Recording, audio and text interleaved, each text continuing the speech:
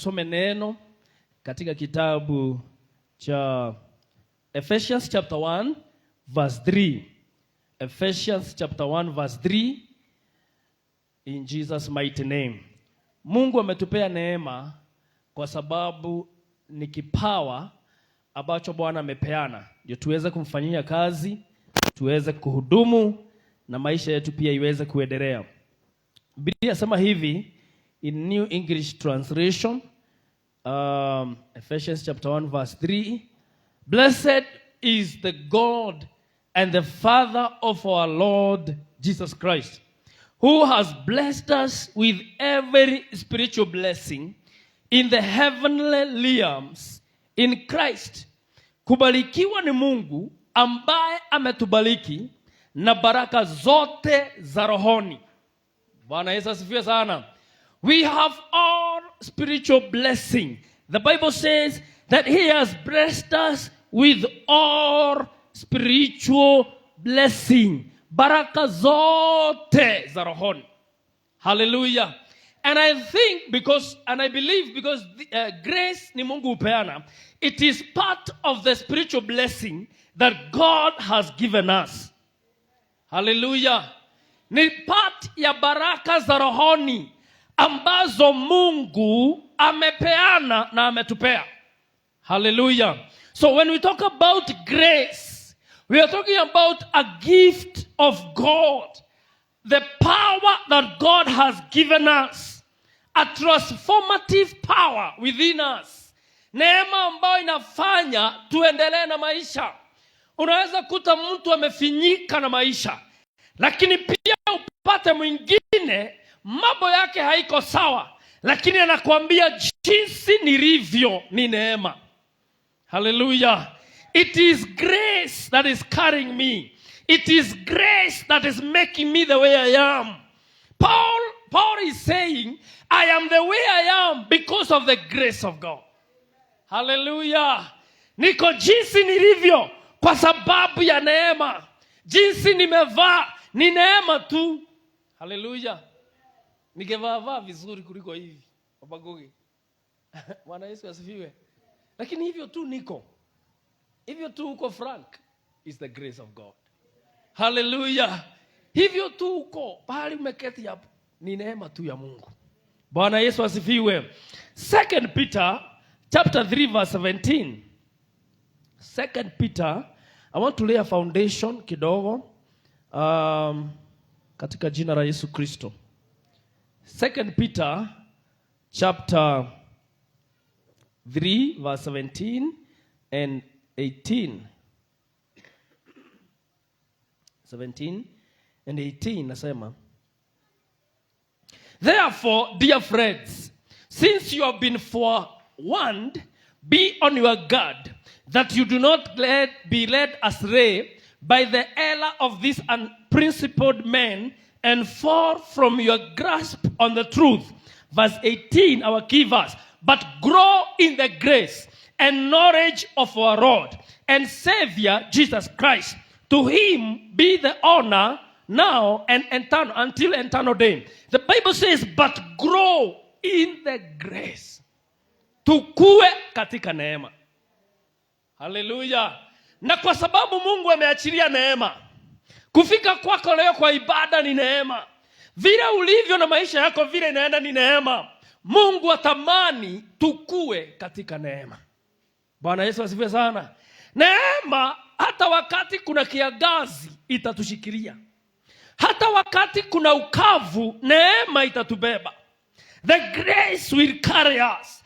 The grace will push us ahead. The grace will lift us to a new level. Bwana Yesu asifiwe. Nataka tuingie Genesis, very powerful verse. Genesis chapter 6. Genesis chapter 6.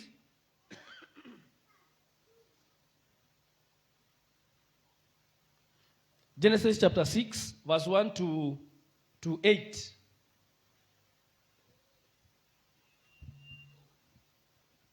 Genesis chapter 6 verse 1 to 8. Inasema hivi, when humankind began to multiply on the face of the earth, and daughters were born to them, And the sons of God saw the daughters of humankind were beautiful, that they took wives for themselves from any they choose. So the Lord said, my spirit will not remain in humankind or contend with man indefinitely. Since they are mortal, they will remain for 120 more years. The Nephilim were on the earth in those days, and also after this, when the sons of God were having relationship with the daughters of humankind, who gave birth to their children. They were the mighty heroes of old, the famous men. Verse 5, but the Lord saw the wickedness of humankind had become great on the earth. Every inclination of the thoughts of their mind was only evil all the time. The Lord regretted that he had made humankind on the earth, and he was highly offended. So the Lord said, I will wipe humankind whom I have created. Taka tushike kutoka mstari wa 7. I will wipe humankind whom I have created from the face of the earth. Everything from humankind to animals, including creatures that move on the ground and birds of the air, for I regret that I have made them. Verse 8, but Noah found grace in the eyes of the Lord. Hallelujah. Verse 1 to 7 is talking about God being angry with humankind and bringing floods to destroy them. The man and the humankind that he created, God is regretting. But verse 8, the Bible says, but Noah found grace in the sight of the Lord. Bwana Yesu asifiwe. It is not the grace that found Noah. It is Noah who found grace. Bwana Yesu asifiwe. Na ninaomba leo, may we find grace in the presence of God. May we find grace today. Kama vile Noah alivyopokea neema, hata nasi tupate neema machoni pa Bwana. Bwana Yesu asifiwe sana. Oh, everybody was against the plan of God. People were doing evil at the time of Noah. And when Noah called them and told them to stay or to live righteous life, they did not listen to Noah. God set Noah apart and gave him grace. Hallelujah. It shall be known that there are people who serve God and there are those who do not serve God. Kulikuwa na tofauti between Noah and the other people of the nation. That's what the Bible says in Malachi chapter 3 verse 18. That there shall be a distinction between those who serve the Lord and those who do not serve the Lord. Hallelujah. Bwana Yesu asifiwe. The grace will come to distinguish us from those who serve God and those who do not serve God. Bwana Yesu asifiwe sana. Amen. Abia jirani yako, pokea neema katika jina la Yesu. Hallelujah. John chapter 1 verse 16. John chapter 1 verse 16. John chapter 1 verse 16. The Bible says, for we have all received from his fullness one grace after the other. For we have all received one grace after the other. Tumepokea neema, kipawa cha neema, moja baada ya nyingine. Hallelujah. We have been given the grace after grace. Fullness of grace. The Bible says that everybody has a measure of grace. Amen. And sometimes grace inapimwa wakati mambo imekulemea sana. How do you behave? Sasa kwanza nikuje chini hapo. How do you behave when things are tough? Do you have grace? Amen. Do you have a small grace, a measure of grace ambayo inaweza fanya upite majira ambayo uko ndani yake? Maana neema hutusaidia, tunasitiri seasons, tunasitiri majira. Neema inatusaidia kuepukana na majira ambayo hufinya mtu, majira ambayo ni magumu, Neema ikikuja inakubeba. Hauoni kama kuna ubaya ama majira mabaya, lakini tu unaona ukuu wa Bwana. Bwana Yesu asifiwe sana. I told you one day when I joined Kiamombi Apostolic, nilikuwa sina nguo mzuri sana za kwenda church. Sina nguo mzuri, acha niseme mzuri, sikuwa na nguo. Kwa sababu nilikuwa na jeans kadhaa. Lakini nilikuwa nasikia Mweu. Asante Mweu kwa sababu ukujagi na jeans. Nilikuwa nasikia siko sawa. Amen. Bwana Yesu asifiwe sana. I'm not condemning jeans. Lakini zile nilikuwa nazo mimi zilikuwa na mabuduki huko. Kama za Gen Z. So when I got saved, nilikuwa nasikia hapana, ni nguo gani nitaenda nayo? Ile za material nilikuwa nazo zilikuwa faded namna fulani. So Baba Jimmy nilikuwa napiga pasi every Sunday morning ama Saturday. Asubuhi inachomoka kama hii ya Baba Goge. Mkojo. Bwana Yesu asifiwe sana. So nikienda nayo kanisani, mimi hata sikuwa naiangalia. Nilikuwa natumikia Mungu. Amen. Na ninaambia Mungu siku moja nitavaa vizuri. Siku moja nitavaa vizuri. Wacha tu neema inibebe. After this season, ninaingia season nyingine. Bwana Yesu asifiwe sana. There is grace that carry us in every season. Katika kila majira kuna ile neema. Kuna wakati mfuko unasikia hauna kitu. Brother, unasikia biashara ni kama inaenda chini. Neema tu ya Mungu inakubeba. Hicho kipindi kinaisha. Hallelujah. Bwana Yesu asifiwe. The grace of God will carry us in every season. Hallelujah. Na hatutaonekana tumeisha. Hatutaonekana tunadidimia. Maisha yetu haitarudi nyuma. Tutakuwa tu tunaendelea. Maana neema tuko nayo. Hallelujah. We are carriers of the grace. We are carriers of the grace of God. It is the transformative power of God that no matter the seasons that may come, we are still pushing. We are still moving on. We are still strong. Hallelujah. COVID ilikuja na ikafinyiria karibu kila mtu. And I miss everybody. Lakini neema ya Mungu ilitutosha. Bwana Yesu asifiwe sana. Tulikuwa tunajaza sanitizer kwa nyumba. Unajua ni maji itakuwa mingi ama ni sanitizer zimejaa all over. Mask kila mtu tatu. Bwana Yesu asifiwe sana. Mpaka unaona sasa this is the lifestyle. Ni kama itakuwa hivi milele. Lakini neema ya Mungu ilitusaidia. Bwana Yesu asifiwe sana. The grace of God ilitubeba, ilitufikisha maeneo mengine katika jina la Yesu. So we do not work for the grace. It has been given freely. You are not given grace because of merit. Si kwamba kitu umefanya ndio upewe neema.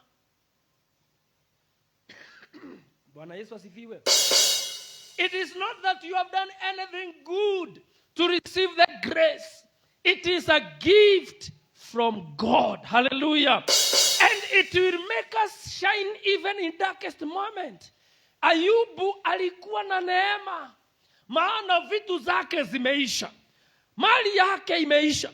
Watoto wameisha.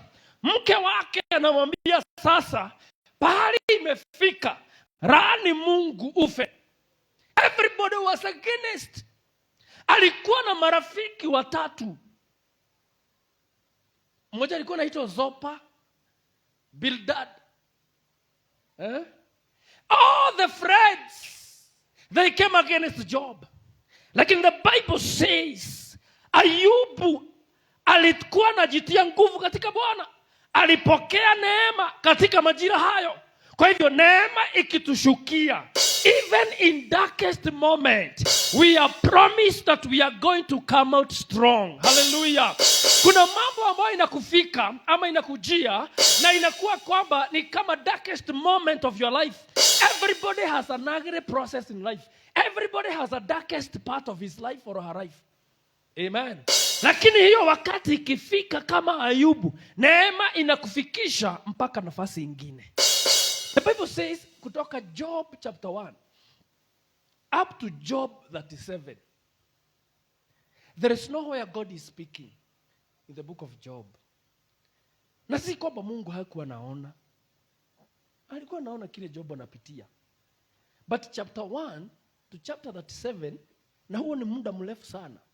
In the Bible, when talk about a chapter, it's a very wide moment. God was quiet. But chapter 38 is where God is coming now and speaking to Job. Na akikuja kuongelesha Job, hakuji kumtoa kwa ile hali. Bwana Yesu asifiwe sana. Sometimes we cry to God. Lakini akikuja, hakuji kukuletea solution ambao ulikuwa umeililia. Aliuliza Job hata maswali. Amen. Kwamba zile ostrich ambazo zinapata mayai kule kwa mlima. Unakuanga hapo. When you read Job 38, God asked Job something like 3 questions. Baba Gogi. Si kumtoa kwa hali baya, bana. Job. Let's see it. Job 38.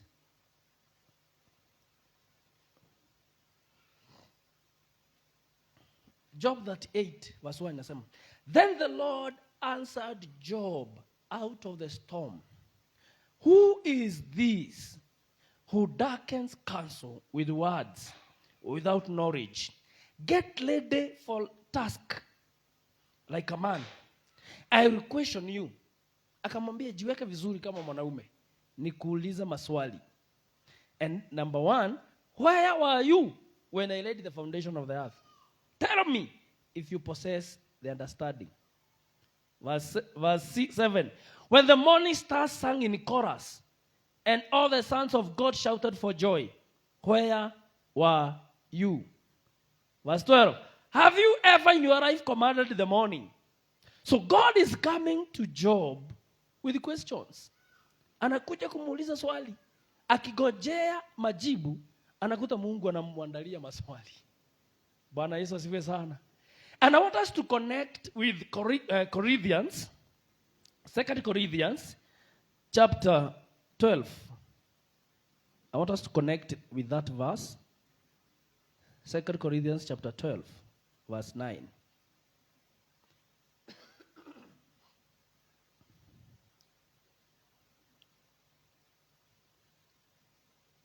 It says, I asked the Lord 3 times about this thorn, that it would be removed from me. Verse 9.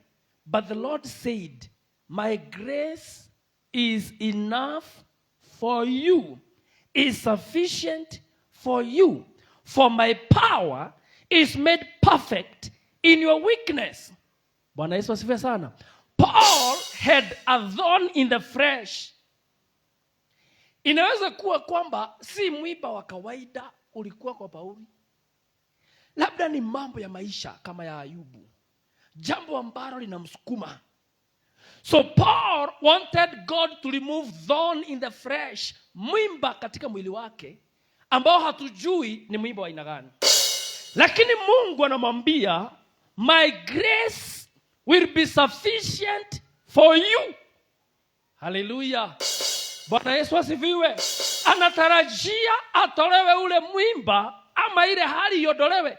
Lakini Mungu anamwambia neema yangu inakutosha. Hata mchana wa leo we are declaring the grace of God is sufficient for us in Jesus' name. His grace is enough for us. Hallelujah. Akaendelea kusema kwamba for my power is made perfect in your weakness. Everybody has a weakness. And God is telling us his power is made perfect in our weaknesses. Katika udhaifu wetu, nguvu zake zadhihirika. Katika udhaifu na unyonge wetu, nguvu za Bwana zadhihirika. Because he has given us enough grace in Jesus' mighty name. Hallelujah. So, when we talk about Noah, let me go back there. God gave Noah grace that he built the ark and saved himself And 8 people, all of them, in his family, got saved. So 8 people managed to get into the ark. Kwa sababu Mungu alipatia Noah neema. When we receive the grace, it is not only us who will be saved, but also we will save our family. Bwana Yesu asifiwe sana. Because grace saves. The Bible says that we are saved by the grace of God. Amen. Tumeokolewa kwa neema. So neema huokoa. And that's why Noah and his family were saved. There is grace that is called the saving grace. Neema ya kuokoa.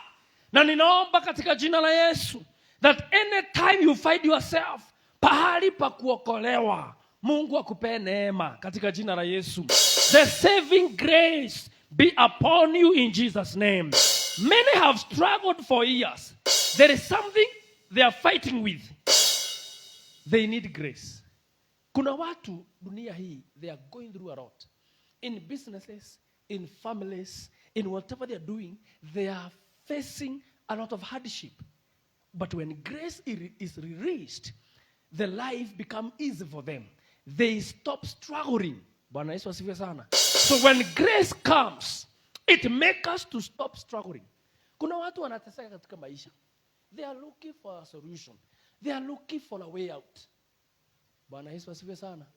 You may be here, you don't know what to do. Kuna hali ambayo imekufinyiria. You need grace today in Jesus' name. Because the grace will make you do all things. The Bible says, I can do all things through Christ who strengthens me. And by that grace, you will be able to do all things in Jesus' name. Hallelujah. And declare that what is hard for others, it shall not be hard for me. Where people failed, I will not fail because I have grace. Bwana Yesu asifiwe sana. Where people did not succeed, because I carry the grace, I will succeed. Bwana Yesu asifiwe. Pahali wazazi wangu hawakufika, nitafika na niende mbali. Maana nimebeba neema. Bwana Yesu asifiwe sana. So grace, when it comes to our life, it pushes us where our strength cannot. Pahali nguvu zetu haziwezi, neema inaweza. Pahali uwezo wetu hauwezi, pahali uwezo wetu unafika mwisho, neema ya Mungu inaanzia hapo, inatupeleka hatua ingine. I remember Samson alipoteza nguvu na akamwambia Mungu, strengthen me once more, give me strength. Bwana Yesu asifiwe sana. God gave him grace. He gave him strength. And he revenged against the enemies. Neema itakuja kutupea nguvu. When you feel weak, when you feel vulnerable, when you feel you cannot take it anymore, I tell you, the grace of God will come upon you. And you will make it in Jesus' name. Kuna watu wanafuga biashara sasa kwa sababu ya vile economy iko. Lakini sisi tunatangaza ene biashara ambayo ni yetu hatutaifunga katika jina la Yesu. Because we have the grace of God. The grace of God will enable us to do it according to the will of God. Bwana Yesu asifiwe. Yes, when others are closing business, we shall not close. Hata tutawekelea ingine. Brother, tutafungua ingine. And our friends, tutafungua ingine. Geoffrey sema amen. Hallelujah. So never look for people to approve you. Usitarajie watu wakuwekee tick. Never look for people to approve you. But look for God's approval. Let God approve you. Let the grace of God approve you. Bwana Yesu asifiwe sana. Tumeona watu kwa TV na maybe wengine huku. How people like to be treated with VIP treatment. Bwana Yesu asifiwe sana. Unapenda tu kupewa kiti ya mbele. Moyo unatamani tu, for example, kupewa hiyo VIP. Bwana Yesu asifiwe sana. Wapendwa, those who are believers, we do not look for VIP treatment. We do not look for people to approve us. Tukiwa tuna neema. Bwana Yesu asifiwe sana. If we have the grace, we don't need treatment of people. We don't need people to approve us. When we have the grace, Bwana Yesu asifiwe. Hatuhitaji kupelekwa mbele. Neema itatusukuma mpaka bahali Mungu anataka tuwe. Hallelujah. Neema itatubeba itufikishe nafasi ambayo Mungu ametuwekea. What belongs to us belong to us. Amen. What is ours, it cannot be taken away from us. Yesu akaingia kwa kina Martha. Na Martha akamwambia akiwa jikoni, sawa, unatupikia, you are troubled of many things. But Mary have chosen what is good. And whatever she has chosen, no one can snatch it from her. Amen. What belongs to us, it cannot be snatched away from us. Kile ambacho ni chetu hakiwezi kikatolewa kwetu. Ile neema tuko nayo haiwezi kaondolewa. Hallelujah. Though the economy may be poor, but we know, we as believers, we have the grace of God. All things shall be good for us. All things shall work good for us. Bwana Yesu asifiwe. Praise the Lord. So when the grace of God comes upon you, you forget even what you lost. Unasahau hata kile ulipoteza. Maana unajua neema ya Mungu inakurejeshea kile ulichopotea. Kile ambacho ulichopoteza. Kile ambacho kilichoibiwa. Ukiwa na neema ya Mungu unajua tu hakika God will restore everything that I lost. The Bible says, I will restore the years that the locusts have eaten, the palmerworm and the cankerworm. Whatever they have eaten, I will restore to you. Hallelujah. Tukiwa na neema tunajua kile ambacho kimepotea kitarejea. Hallelujah. Whatever got lost shall come back. Because the grace brings back, it restores in Jesus' name. So, I remember the time of Shadrach, Meshach, and Abednego. These three guys were thrown into the fire. The king wanted them to die. The king wanted them to be consumed by the fire. Kuna wakati shetani angetamani kutuweka kwa moto. Tuchomeke tuishe. The Bible says that we will pass through fire and the fire will not burn us. Amen. Shadrach, Meshach, and Abednego, they carried the grace of God even in the fire. Bwana Yesu asifiwe sana. Mfalme anaagiza moto uongezwe mara 7. Ndio uchome hawa watumishi. Amen. Moto uongezwe 7 times. But I know the more the fire was increased, the more grace became abound. The more grace became more to them. Hallelujah. Kuna wakati utapitia kwenye moto. Kuna wakati utapitia kwenye hali unasikia hii siwezi. I tell you, the grace of God will be with you. Hata katika shimo kama Danieli, neema itaingia na wewe. Hallelujah. Because the grace will take us where men cannot take us. The grace will take us where nobody can take us. Tunaweza shikana na huyu mzee katika maisha lakini safarini aniache kwa sababu ako na mahitaji yake pia. Bwana Yesu asifiwe sana. No ugene hega sapa o waini. Akinya habari. Kwa sababu ya mambo zake pia. Lakini ikiwa na neema. Sema hallelujah. I will get everything I need. The Lord will make a way for me. Even in the desert, the Bible says, I will make a way. I will make a way. And ninaomba leo tujawe na neema. Hallelujah. Naomba tujawe. People are you to appreciate us. Ukiappreciatiwa, unafurahia. Mama shido. Leo umevaa vizuri. Tufunze watu kuambia neema. Kwa sababu you never share his glory within one. Na anatarajia wakati usifurahie sana. Unaweza kusifu umekuja na suti na tai. Sasa leo umeacha suti, umeacha tai. Bwana Yesu asifiwe sana. Lakini uko smart bado. But I'm saying, sometimes unasifiwa na watu, unasikia hiyo sifa ninasikia kuzichukua. God does not want you to take the glory. Ni unasema tu ni neema. Ni neema. Leo uko na suti mzuri is by the grace of God. Maana kama ni mimi singeweza. Paulo anasema kwamba I have received grace more than all of you. Kwa nini Paulo alikuwa anasema hivi? Kwa sababu kuna safari ameenda na Mungu. Na amejua kwamba neema vile imembeba. Anaingia kwa jela anatoka. Anajua neema imembeba. So when people praise you, tell them it's grace. It is grace in Jesus' name. Bwana Yesu asifiwe sana. Because the system may not be working on your favor sometimes. The people's principles may not favor you. The system even of the government and of the world, they are against the church. They are against you. They are against the progress. But when we have the grace, we are connected with heaven. We are connected with the seat of throne.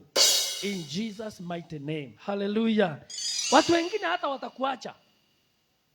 Tuko na marafiki wametuacha. Na si kuacha wanaenda dunia nyingine. Mtu tu anakukosea, anakukasirikia. Anakukasirikia na hujamfanya kitu. Some people leave us na hatujafanya kitu. We just allow them to go. Amen. Tutikimafuata. We just allow them to go. When we have grace, tutapata marafiki wengine. Bwana Yesu asifiwe sana. Hata pahali unaishi kwa plot, there are people who don't like you. Not all people will celebrate you. Not all people will clap for you. Amen. Wewe ujuage tu nikiwa na neema. Hata kama adui yako, najua Mungu atanisaidia. We have seen people betraying each other. Friends. Amen. Bwana Yesu asifiwe sana. Afadhali nikose marafiki lakini niwe na neema. Neema itanipatia marafiki wazuri. Hallelujah. In Jesus' mighty name. I want to read another verse as we continue. Nataka nisome 2 Timothy. 2 Timothy chapter 2. 2 Timothy chapter 2 verse 1. So you, my child, be strong in the grace that is in Christ Jesus. Paul was telling Timothy these words. So you, my son or my child, be strong in the grace that is in Christ Jesus. Naomba leo tutoke tukiwa na nguvu katika neema. Tukiwa na nguvu katika neema. Bwana Yesu asifiwe. Tumeingia hapa asubuhi mapema. Tunakuta sasa ni blackout, ni kama blackout. The devil would like to frustrate us. The devil would like us to feel disappointed. He is striking because he knows the power that is behind this service. He knows the power that this church is carrying.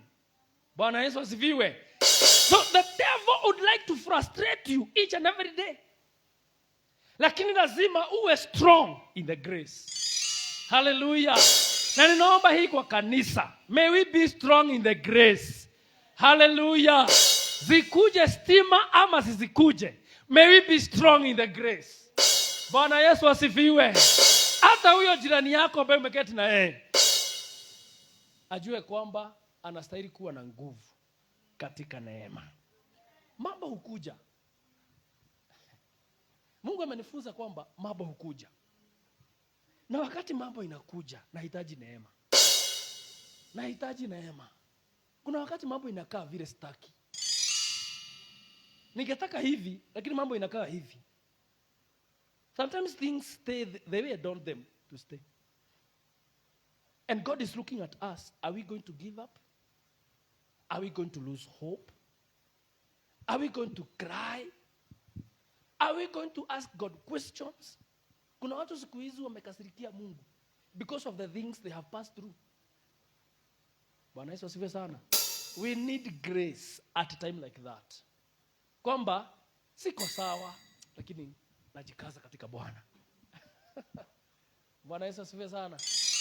Praise the Lord. Najikaza katika Bwana. Siko vile ningetaka kuwa, lakini najikaza maana nina neema. Bwana Yesu asifiwe. I have the grace. I may not have all I need, but at least I have what I want. I have grace. Bwana Yesu asifiwe. Let me tell you something. Kuna kijana tulikuwa naye hapa on Friday.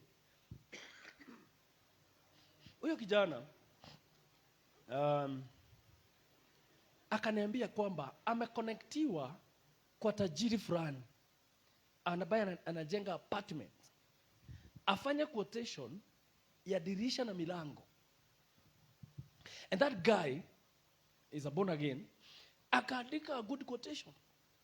Ikapelekwa kwa tajiri na akaambiwa the name of that person. There was also another person who was connecting people to the tajiri and who knew this person. Wakaenda kwa tajiri. Wakamwambia, umepata quotation? Niwe anaitwa hivi. Huyu aliandika ni huyu. So wakapeana mwingine mwenye hakuandika quotation. Sio kama mnashika hiyo. Bwana Yesu asifiwe sana. Yule ambaye aliandika quotation na ikapitishwa na wakapanga waonane na mtajiri. Lakini mwingine hawa foreman wanaleta mwingine wanasema huyu ndiye anaitwa vile ile quotation. Ni huyu. Mwenye aliandika, mwenye unapewa kazi ni huyu. So tajiri already has put or deposited $500,000 kwa huyu mtu. Ambaye tajiri anafikiria ni yule mwenye quotation. Bwana Yesu asifiwe sana. So ndio waanze kazi last week. Mwenye aliandika quotation anakuta tajiri anamwambia, quotation yangu umekaa sana hujaipitisha, uniambie tuanze kazi. Akasema, si ni wewe nilionyeshwa. Because aliacha quotation kwa ofisi, so tajiri hakuona face to face nani aliandika. So akaambiwa, si ni wewe niliambiwa unaitwa hivi. Si ni wewe mwenye hii quotation. Nimepeana hata pesa kazi ianze. Bwana Yesu asifiwe sana. There are so many tricks in this world. Ujanja ni mwingi. Bwana Yesu asifiwe sana. So we prayed with that man on Friday. Nikamwambia kuja hapa tuombe. Lazima tutengeneza mambo in the spirit. Bwana Yesu asifiwe sana. So the devil would like to kuingiza ujanja. Wewe umeandika kitu mzuri kimepita. Mwingine hata hajui kuandika, apewe kazi yangu. Hajui hata quotation ni nini. Juu ako na tools za kufanya kazi. Nikamwambia hapana, we must disagree. Lazima tukatae hiyo. Bwana Yesu asifiwe. And I released grace upon that man. Bwana Yesu asifiwe. Na ninaomba hiyo neema itafanya kitu katika jina la Yesu. Yes, so the tajiri is looking for the man. He sent money. Kwa sababu amejua ni ujaja uliingia. Na ninaomba huyu kijana apate hiyo kazi katika jina la Yesu. Hallelujah. So the devil would like to be cunning. The Bible says the devil is cunning. Ni mjaja. Genesis chapter 3. The devil is crafty. Is cunning. Hata kwa biashara mama Shiro, utafunikwa na 1,000 ambao huwa tunaita jina ingine. Utaletewa 1,000 ka. Sasa hiyo unahitaji pesa, lakini 1,000 ile ulemeletewa. Bwana Yesu asifiwe sana. May God give us grace to know the wiles of the devil, the schemes of the enemy. Amen. Bwana Yesu asifiwe. Sometimes hata unatangaza kwa biashara, Mungu leo nataka customers wenye haki. I want just customers. Lakini watakufunika hapo babagu. Wewe umeweka dhao kwa wallet. Ukifikiria hii dhao iko sawa, kumbe ni ile ya type ile nyingine. Because the devil desires to confuse. He desires to bring us into frustration. Lakini tukipokea neema, tunafunga kila mianya katika jina la Yesu. Because grace is unmerited favor. Ni kama kibali. So when we have grace, we have the favor of God. Katika jina la Yesu. Hebrews chapter 4 verse 16. Hebrews chapter 4 verse 16. Hebrews chapter 4 verse 16. Inasema kitu very powerful. Therefore, let us confidently approach the throne of grace. Therefore, let us confidently approach. Si usome Biblia yako. Bwana Yesu asifiwe sana. Praise the Lord. Fungua Biblia. Frank, yako iko wapi? Fungua Biblia tusome. Therefore, let us confidently approach the throne of grace, that we may receive mercy and find grace that will help us in the time of need. Na tujongee kiti cha neema, tujongee kiti cha enzi, tupokee neema na rehema za kutusaidia wakati wa mahitaji. Hallelujah. We approach that seat of grace, the seat of mercy. Tupokee neema ya kutusaidia wakati wa mahitaji. We know for sure that hata kama hali itatupata ambayo ni ngumu, Mungu atatukumbuka. I remember the time of Mordecai. Mordecai was a great man. Everybody was passing through. Pahali Mordecai alikuwa. How many people do you think that Mordecai was receiving in the house of the king? How many people Mordecai was saying hi? They were passing there. And nobody could say, nataka kubadilishia hii hali. Lakini siku moja, Mordecai akafanya ama akategua mtego wa kuuawa kwa mfalme. Na hakuna kitu Mordecai alipewa. There were so many land. There were so many cars maybe. There were so many things Mordecai could be given. But nothing was given.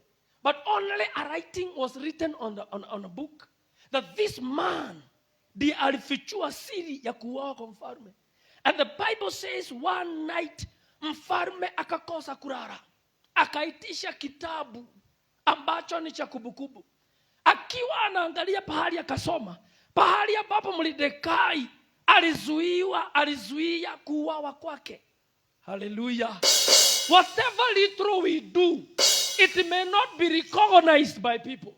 But one day God will make us to be recognized. Bwana Yesu asifiwe sana. We may be doing something hata kwa kanisa.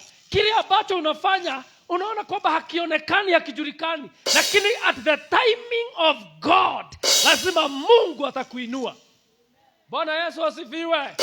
Mordecai akaitwa akafanyika second in command. Hallelujah. Bwana Yesu asifiwe. Whatever you do, it will never be forgotten. It will never be forgotten. Hallelujah. Daudi anaingia katika ikulu, anafanyika mfalme. Akiwa katika palace anauliza, ni nani amebaki katika nyumba ya Sauli? Nimuonyeshe kindness, nimuonyeshe utu wema, nimuonyeshe uzuri. Amen. Ziba was a servant. Akasema kumebaki mmoja katika nyumba ya Sauli ambaye ni kiwete, anaitwa Mefiboshethi. Amen. Mfalme akasema because you remember David had a relationship with Jonathan, a good friendship with Jonathan. And Jonathan was a son or a grandson of Saul. So Daudi anauliza ni nani amebaki? Kumeletwa Mefiboshethi. Biblia inasema kwamba mfalme akasema aletwe pahali yako. Amen. Bwana Yesu asifiwe sana. Because God, the king, wanted to show kindness. And King David is representing God. Even day, ni nani amebaki? Nimuonyeshe kindness. Who has been left? And I may show him my kindness. Hallelujah. So it may not be written what you did. It may not be seen what you have done. It may not be recognized now what you are doing. But I tell you, at some time that is coming, itajulikana huyu alitenda hivi. Amen. Na jina yako itaitwa Mefiboshethi alikuwa naishi Lodebal.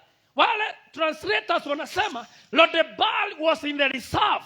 Lodebal was a far place. Ilikuwa pahali ambapo hakuna communication, place with no pasture, place that was far away from the main town. And the Bible says akatolewa huko. It doesn't matter umewekwa wapi, neema ikikuroketi utatoka pale uliko. Hallelujah.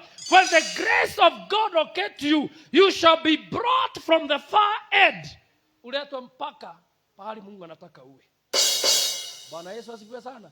Because there are possessions that God has prepared for us. There are places that God has prepared.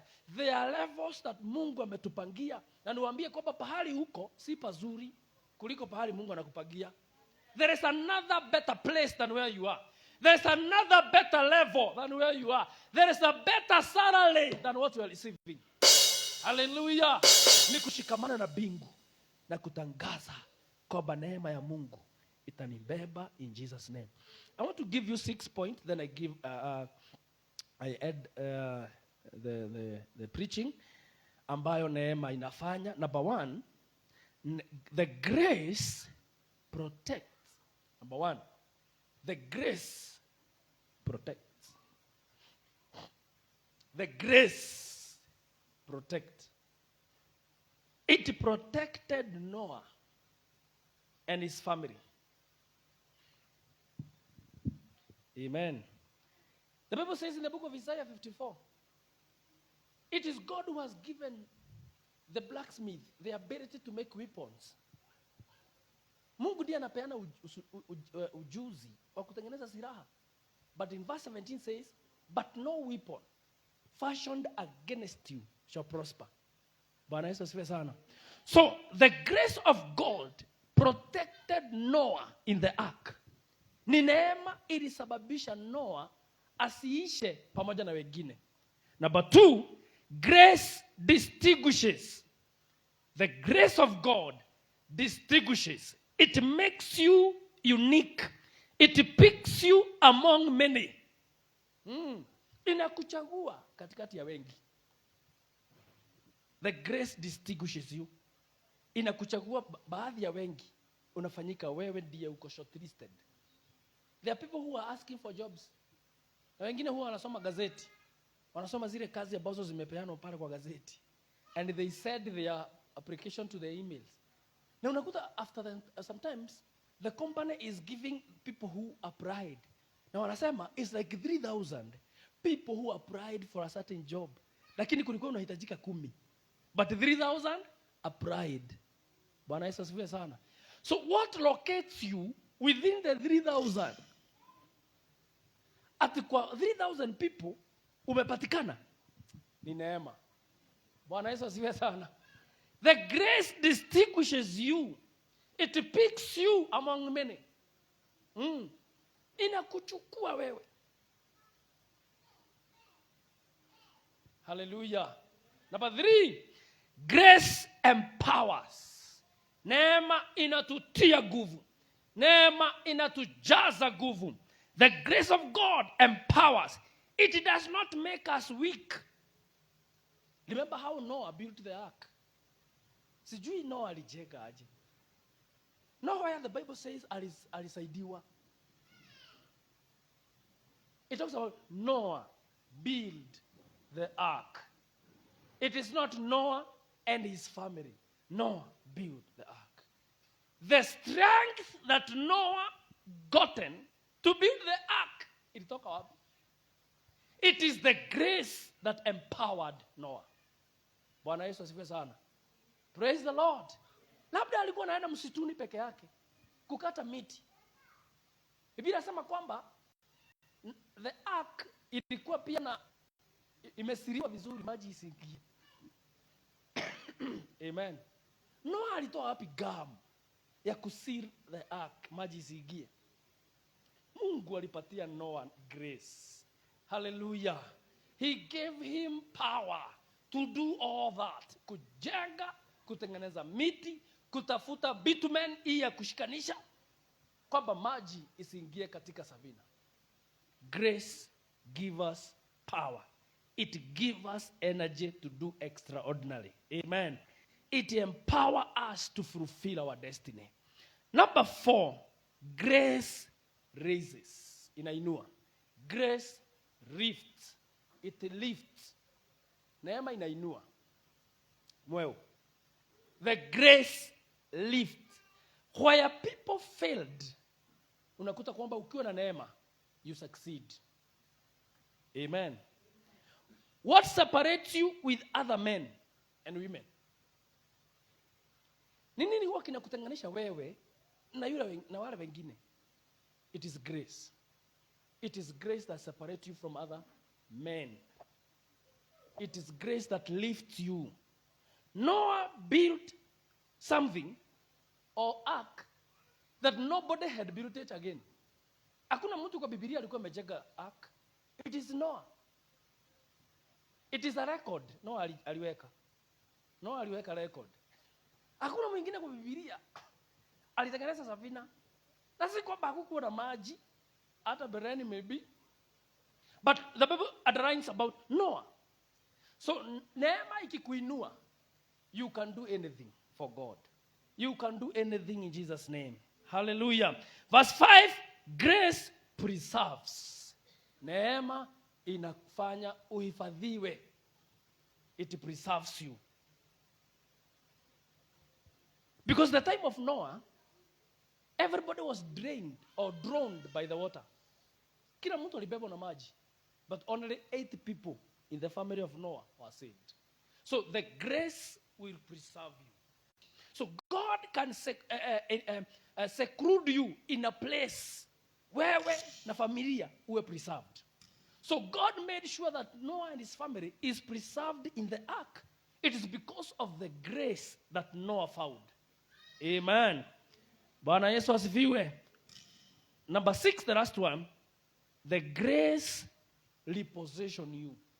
Neema inakutoa nafasi hii, inakuingiza nafasi nyingine.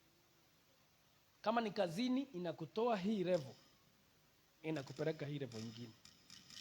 We normally sometimes call job group A, G, H hizo zote. So inakutoa H, inakuingia hiyo nyingine ambayo iko na mshahara mzuri, iko na mambo mazuri. So grace repositions you. When the floods stopped during the time of Noah, the Bible says the ark went where? Ark ilienda wapi? Ilishuka. Iliingia ndani ya maji. Ilienda wapi? Unajua hizo ni masomo ya shule tunajifunza. Amen. Esther. When the flood stopped, where did the ark go? The Bible says it landed on Mount Arabat. Ilisimama kwa juu ya mlima. Hallelujah. It is the Bible. Ilisimama juu ya mwamba. The rock, Jesus Christ. Bwana Yesu asifiwe sana. Amen. The grace will position you. Hallelujah. It will position you on a rock. You will not be shaken. Daudi asema kwamba ametia wimbo mpya kinywani mwangu. Amesimamisha miguu yangu panapo mwamba. Hallelujah. You will not be shaken. You will not be moved. Biblia inasema kwamba he will not make my bone to break. Maana ameniweka pahali kuna nafasi. He has put my feet on a rock. Amen. Repositioning. May the grace of God reposition you in Jesus' name. Nataka tusimame na miguu yetu katika jina la Yesu. In Jesus' mighty name.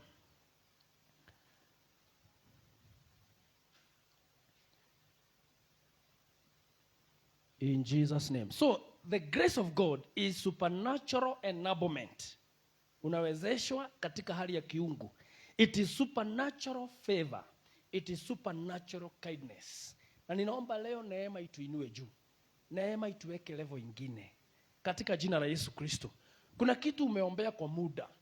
Na unasikia kwamba, hapana. Nataka nibembwe nafasi ingine. Nataka niingie level ingine. Kuna biashara ambayo unafanya. Na unaona kwamba profit na loss karibu zikaribiane. Ama Shiro. Unaona kwamba nikifanya profit na loss zinabaki kidogo zigusane. May the Lord lift us to another level. In Jesus' mighty name. hata biashara zetu ziinuliwe katika level ingine katika jina la Yesu. We want to declare we are carriers of the grace. Nataka ufungue kinywa chako waambie Bwana ni asante kwa neema. In the mighty name of Jesus Christ. Tell God thank you for the grace. Thank you Father for the grace. In the mighty name of Jesus.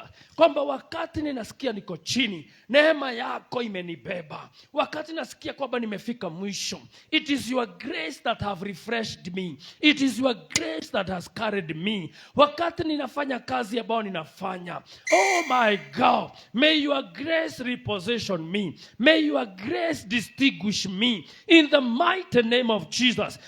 Fungua kinywa chako, tell God to give you more grace, to make you strong in the grace. In the mighty name of Jesus.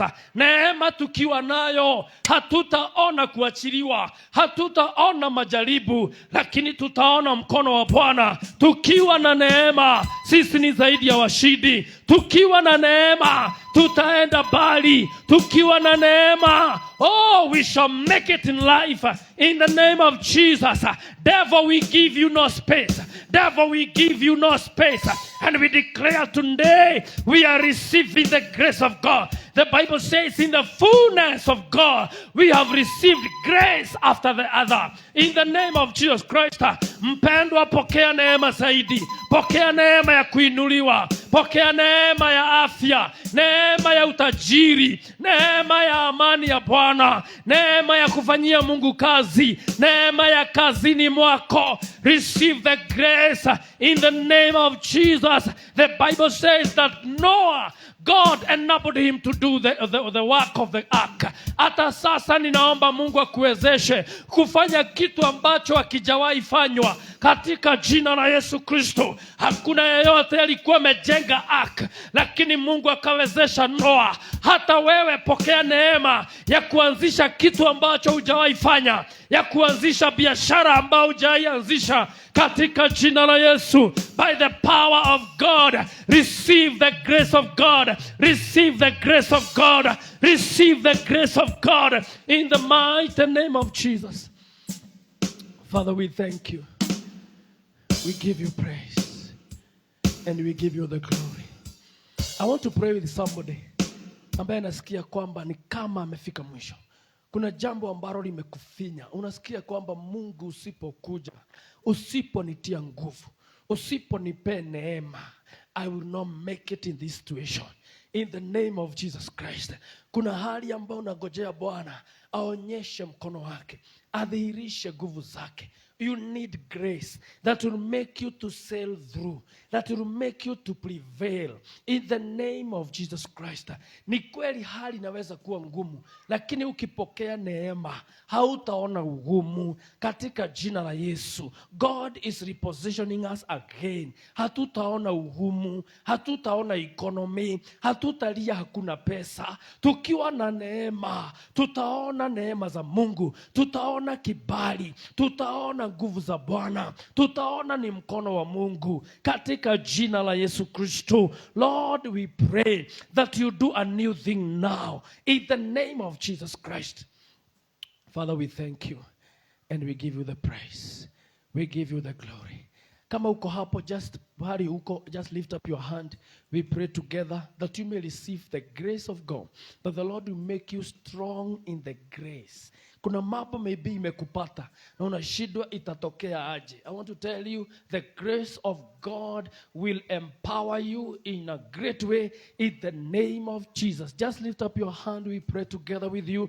Pahali uko, we just believe God in the name of Jesus. Kwa neema ya Bwana itakufikisha level ingine, itakufikisha majira mengine, itakufikisha hatua ingine katika jina la Yesu Kristo. Father, in the name of Jesus Christ, I thank you because you have spoken to us. I thank you because of your grace. In Jesus' mighty name. The Bible says that it is a gift that you have given us. It is a spiritual blessing. And now, oh God, I invoke the word of God upon your servant, oh God, ambao ameinua mkono mchana wa leo. And I pray for grace upon them. In the name of Jesus Christ, I declare the saving grace. I declare the sustaining grace upon them in Jesus' name. That whatever they may be going through, neema yako iwainue, neema yako iwapande, neema yako iwabebe, neema yako iwatoshe. As you told Paul that my grace shall be sufficient, I pray for sufficiency of your grace upon your servants. In the name of Jesus Christ, I pray for the sufficiency of your grace, oh God, in the mighty name of Jesus. Kwamba pahali wanasikia kufinyika, neema iwainue revo ingine. Pahali wanasikia kuachilia, neema iwawezeshe kusonga katika jina la Yesu. Pahali wanasikia wamefika mwisho, neema ifungue mlango mwingine katika jina la Yesu. I declare now, may a door open for you in the name of Jesus Christ. By the grace of God, may door be unlocked in your life in Jesus' name. Milango ya pesa, milango ya mambo ya kawaida, milango ya biashara, milango ya afya ifunguke kwako katika jina la Yesu. Father, we thank you for doing it in Jesus' name. We thank you for blessing these servants. Asante kwa kubariki watumishi hawa. Na neema yako kuanzia leo ijae ndani yao. Make them strong in the grace and make them glow even to new levels. In Jesus' mighty name, I pray and believe. Amen. Pigia Bwana makofi mazuri katika jina la Yesu Kristo. And tell your neighbor, receive the grace of God. Receive the grace of God. In Jesus' mighty name. Hiyo neema ikubebe katika jina la Yesu. Hata kwa biashara ukiingia kesho, ujue kwamba uko na neema. Hallelujah. Mfuko waweza kuwa hauna pesa ya stock, lakini ujue tu uko na neema. Hallelujah. And that grace will not make you to go home empty-handed. In Jesus' mighty name. Tupigie Bwana makofi mazuri tunapoketi chini.